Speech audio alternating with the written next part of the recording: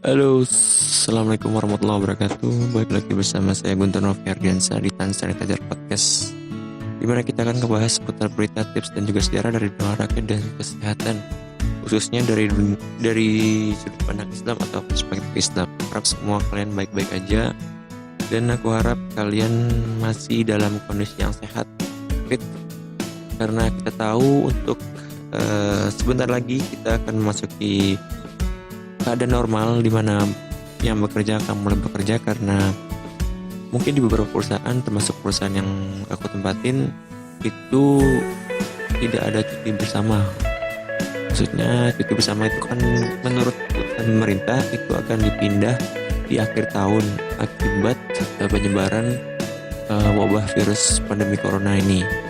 Nah, untuk teman-teman semua, oh ya sebelumnya aku ucapin minal izin wal faizin untuk teman-teman semua yang pendengar podcast aku atau bukan, yang pokoknya yang pernah dengar podcast aku. Mungkin selama aku bikin podcast ada salah-salah kata gitu kan, atau reference atau data yang aku sajikan menurut kalian salah, aku minta maaf di momen yang masih bisa bilang masih momen Idul Fitri gitu kan. Aku minta maaf jika aku banyak salah kepada kalian. Nah, untuk podcast kali ini aku sebenarnya pengen bahas nggak jauh-jauh sih dari seputar Ramadan. Jadi nanti aku akan bahas seputar Ramadan,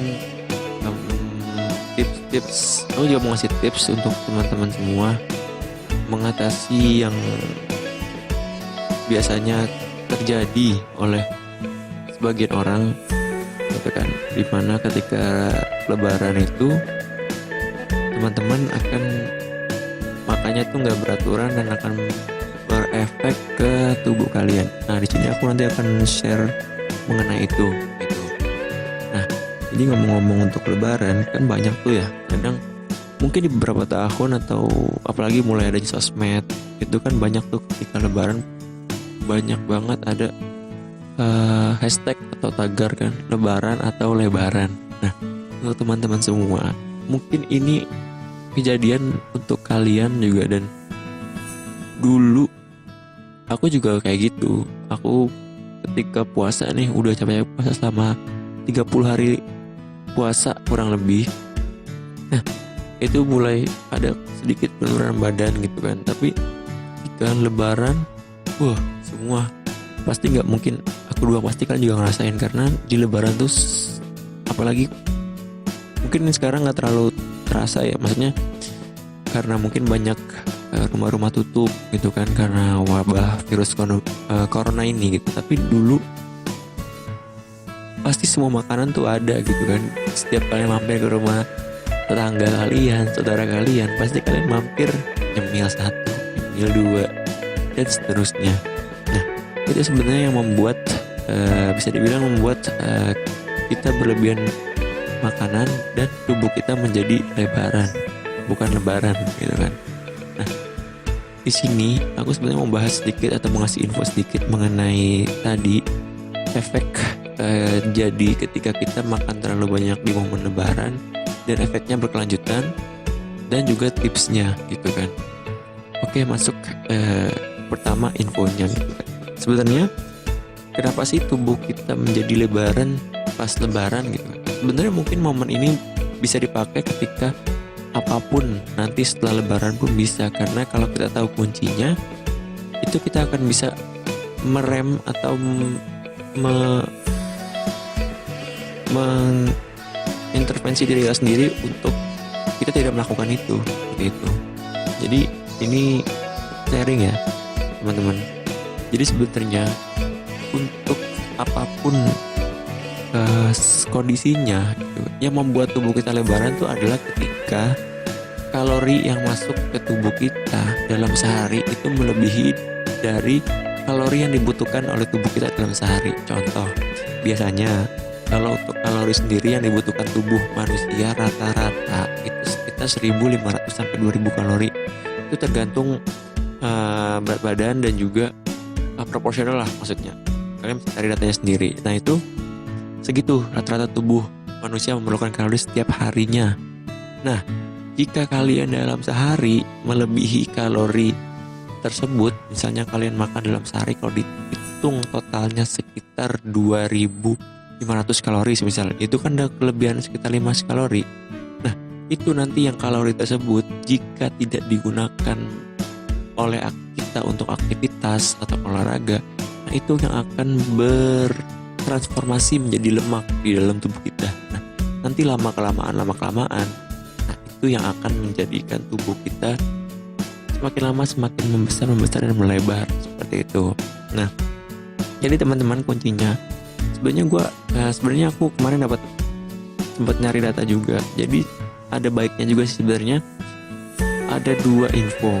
Jadi sebenarnya untuk yang pertama, aku baru tahu ternyata ketika kita makan lebih dari kalori yang dibutuhkan oleh tubuh kita, gitu kan, misalnya langsung up 2000 kalori lebih, tapi itu contoh ya, misalnya mukbang itu kan kemungkinan besar kita naik kalori tinggi banget dari yang tubuh kita butuhkan, tapi nggak sering-sering, maksudnya sekitar seminggu sekali atau seminggu 2 kali.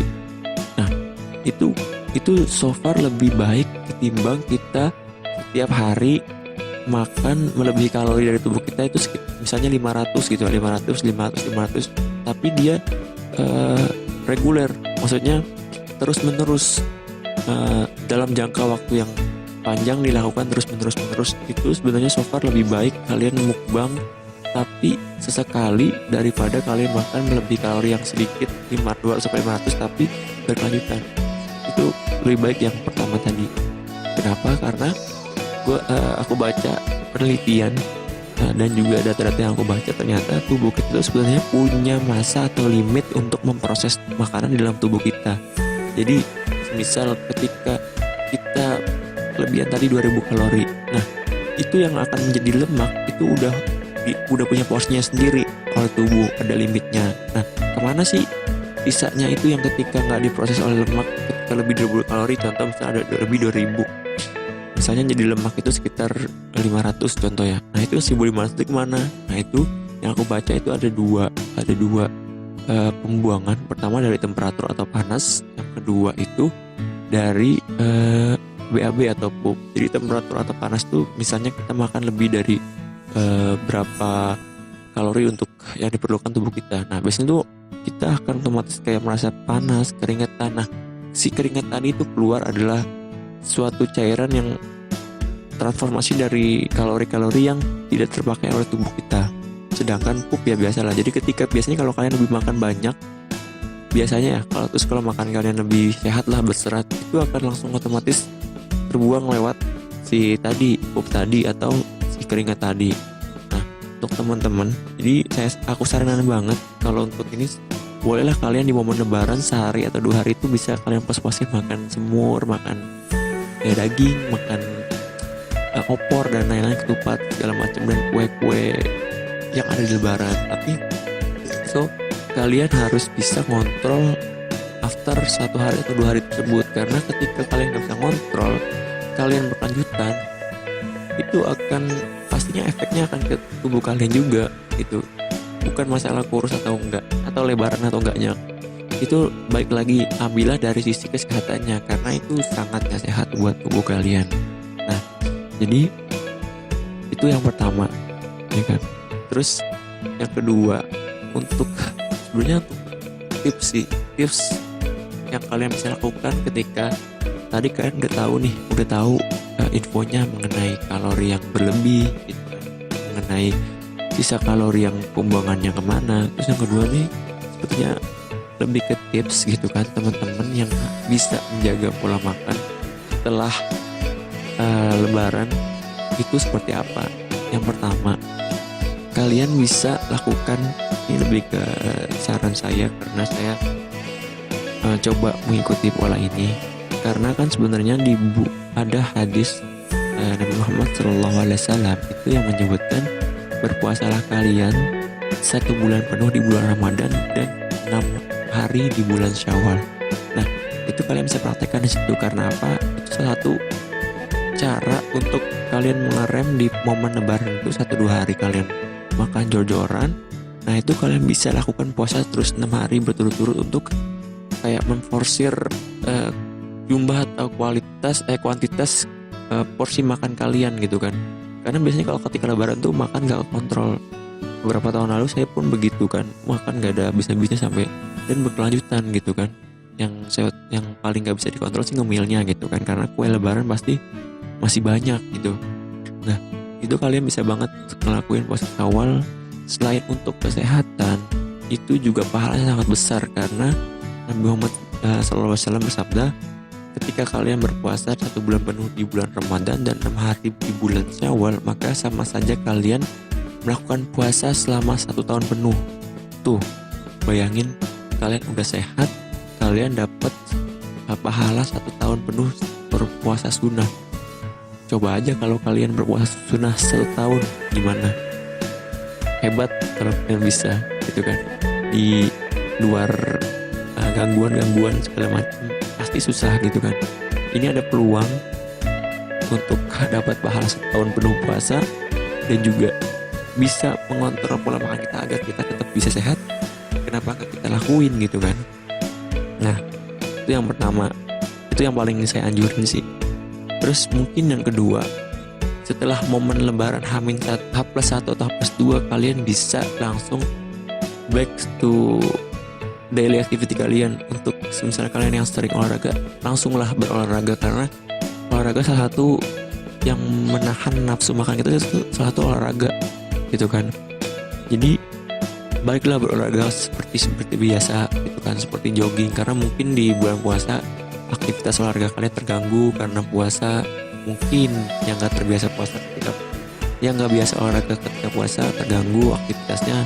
Nah kalian bisa mulai berolahraga lagi dengan jalan santai, dimulai mungkin, terus nanti step by step ketika kalian jogging, atau mungkin kalian bisa bersepeda bareng teman-teman. Mumpung masih libur ada 1 harian lah, kalian bisa mulailah sebelum kalian bekerja seperti biasa. Nah itu kalian salah satu yang bisa kalian lakukan selain tadi puasa. So mungkin itu tips dan info yang bisa saya berikan atau aku berikan di momen lebaran ini. Intinya supaya kita tetap bisa bareng-bareng tetap sama-sama untuk sehat, untuk bisa menjaga tubuh kita untuk tetap bugar, fit di after lebaran ini, dan juga kita persiapan atau prepare untuk masuk kerja normal seperti biasa. So untuk teman-teman semua, sekali lagi jika saya ada salah-salah kata atau perbuatan, untuk teman-teman yang nggak dengar podcast saya atau yang dengar podcast saya minta maaf sebesar-besarnya. Dan untuk teman-teman juga jangan lupa tetap dengar podcast dari aku. Semoga podcast yang aku berikan, info-info tentang kesehatan dan olahraga, khususnya dari sudut pandang atau perspektif Islam, bisa memberikan manfaat buat kalian, khususnya buat diri aku sendiri gitu kan. So tetap jaga pola makan, olahraga yang rutin, and stay tuned dan Sanitizer Podcast.